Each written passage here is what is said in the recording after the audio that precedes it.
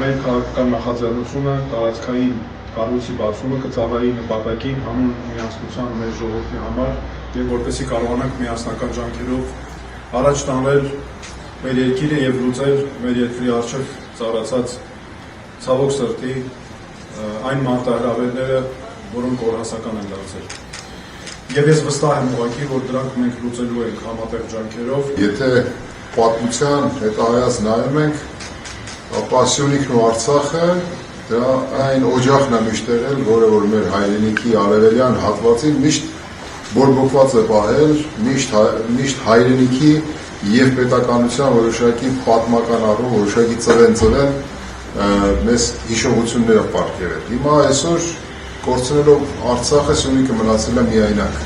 խորհրդանշական առումով եմ ասում միայնակ։ Հետևաբար, եթե Արցախը պահում էր մեր սահմանը, հիմա Սյունիքն է դարել մեր սահմանը։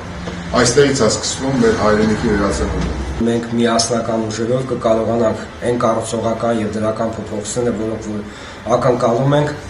կկարողանանք մոտ ապագայում իրականացնել։ Վստահ եմ, որ Սյունիքը միշտ դարերի խորքից եկած իր արժանապատվությունը, իր հաղթող տեսակը ցուցադրելու է նաեւ ապագայում ու դառնալու են ամուր հիմքը, ամուր ողնաշարը մեր պետության համար, որ այս ցաներ իրավիճակից մենք դուրս ենք գալու։